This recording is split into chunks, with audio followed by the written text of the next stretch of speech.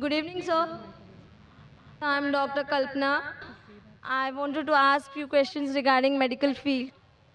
Basically, is family planning allowed in Islam, and why generally people prefer MTP, that is medical termination of pregnancy, rather than your TL? And it's very difficult to convince them. For a TL, it's very easy for them to do a MTP. Why is it so? Sister being a medical doctor, she has given some short forms, MTP, TL, which may go bouncer to the most of the audience, but I being a medical doctor, I know what she's meaning. Sister asked a question about the concept of family planning in Islam and why it's easier to convince the Muslim to do MTP, means medical termination of pregnancy, rather than TL. TL means tubal ligation. That is a permanent method of family planning. So I'll club both together. As far as family planning is concerned, it's a very big concept, planning the family. And mainly people plan the family and they want to prevent having children, etc. So what does Islam say about this? As far as family planning is concerned, all permanent methods, whether it be tubal ligation, TL, what you mentioned, whether it be vasectomy, any permanent method of family planning in Islam is prohibited.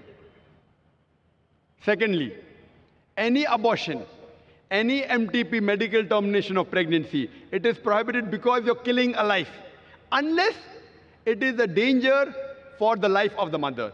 If the mother's life is in danger, that maybe she has multiple cesarean sections, and if the doctors say that she has had 4 or 5 cesarean sections, one more cesarean section means detrimental to her life, or she has some heart problem and she cannot take the strain of undergoing one more pregnancy. So in this case, the Islamic Sharia says, let a small loss take place to prevent a big loss. The life of the mother is more important than the life that is going to come in this world. In this situation, these methods can be used as a last resort. Any permanent method, whether it be tubal ligation, whether it be vasectomy, whether it be medical termination of pregnancy, only in these cases. Any other cases, it is not allowed. Why it's prohibited, all these methods? Because Quran clearly states in Surah Anam, chapter number 6, verse number 151, that kill not your children for want of sustenance, for it's Allah subhanahu wa ta'ala who will give sustenance to you and your children. Allah repeats that message in Surah Isra, chapter number 17, verse number 31. Kill not your children for want of sustenance, for it is Allah who will give sustenance to your children and you. For killing of children is a major sin. So based on this, killing any human being is prohibited. Even the life that's going to come in this world, all types is prohibited. As far as the other temporary methods are concerned, there are different opinions in the scholars. First, the most common is the copper T. Now, in copper T, when I was in the medical college, I was taught that it is a contraception. But what happens in the copper T? The ovum and the sperm have already joined to form the zygote. But the copper T prevents the zygote from clinging on the uterine wall, on the wall of the womb of the mother. So it is nothing but a very early abortion. So Islamically, those people who know about the medical science, even copper T is prohibited. As far as there may be difference in the other temporary method, whether it be condom, whether it be other method, once a person came to the Prophet and told him that I used to do uz, that is coitus interruptus. I have to stop the act so that the fluid doesn't enter the body of the wife. And the Prophet was silent. Those people who are in favor of certain temporary method, they say Prophet was silent, he gave permission. The other group, Prophet was silent, he didn't give permission, difference of opinion. But I go back. What is the reason that a person wants to do family planning is my basic question. See, normally a doctor, when a person has a headache, you give aspirin, you give crocin. It is not a cure.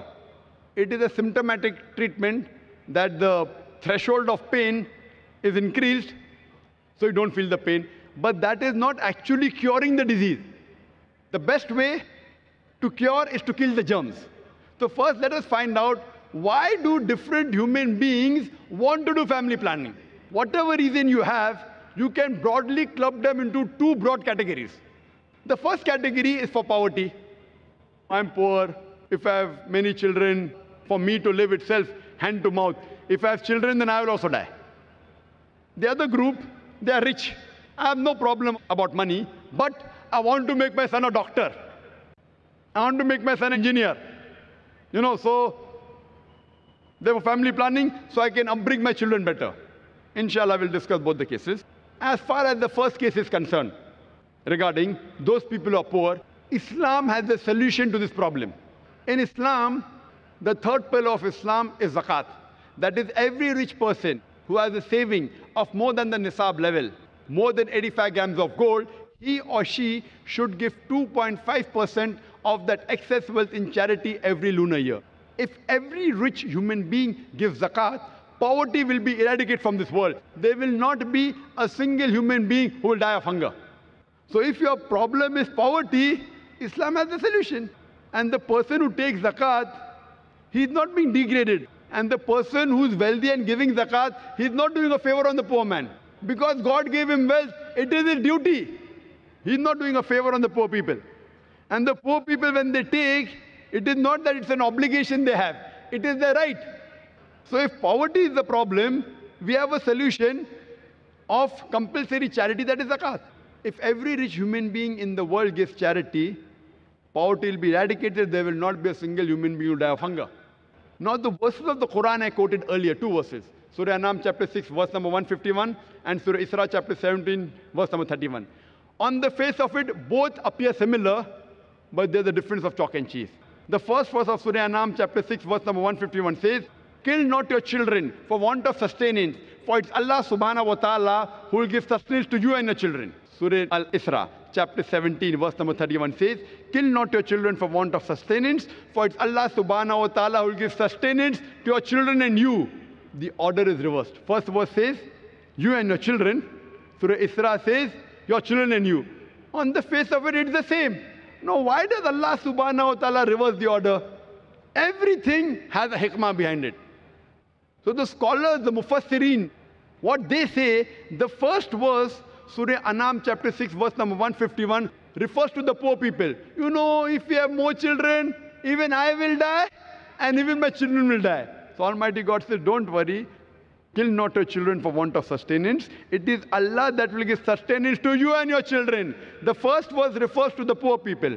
The second verse for the rich people, I've got no problem of money, but if I have spacing, if I have less children, I'll make them doctors, I'll make them engineers. So Allah says, kill not your children for want of sustenance. It is Allah will give sustenance to your children and you. Order is reversed. Now what is the solution for people who are rich? That's the second category. Just for your knowledge, I would like to tell you that I am the fifth child of my parents. If my parents would have done family planning, I wouldn't have been here. Do you think I'm a boon or a bane for society? In the world, in society, best profession, doctor, medical doctor. Best is medical doctor, nothing better than that. Alhamdulillah, even after being the fifth child, I became a medical doctor. But I became a doctor to serve humanity, but when I found a better profession, Allah says in Surah Fussilat chapter 41, verse number 33, وَمَنْ أَحْسَنُ قَوْلًا مِمَّنْ دَعَا إِلَى اللَّهِ وَعَمِلَ صَالِحًا قَالَ إِنَّنِي مِنَ الْمُسْلِمِينَ. Who is better in speech than one who invites to the way of thy Lord, works righteousness, and says that I am a Muslim? When I found a better profession, I changed from a doctor of body to a doctor of soul. If I was a medical doctor, I am surely there is more than 1 lakh people here. They wouldn't have come for my talk. They have come because I've changed from a doctor of a body to a doctor of soul. I am asking you, I am the fifth child of my parents. Am I a boon or am I a bane for society? People have a misconception that if you have less children, you can have spacing and you can bring them up well. If you check the list of all the Nobel Prize winners and people who have got awards, best in world, best in science, best in sports, they aren't the first child. They are not the only children. Some may be. Some are second child, some are third, some are fifth. It's mixed. It's a misconception. Allah subhanahu wa ta'ala has given a natural method of spacing. In Islam, the moment a child is born, the mother should breastfeed the child. But today in modern world, they don't want to breastfeed because it spoils their figure. The best food, according to medical science, that you can give to your child is the breast milk. And if you breastfeed your child, automatically there is lactation amenorrhea. You being a doctor, you know, there's lactation amenorrhea. That means she will not conceive. Though it's not 100% safe, but the chances she'll conceive is very little. So automatically, Almighty God has given spacing. And population, sister, it is not a bane, it is boon.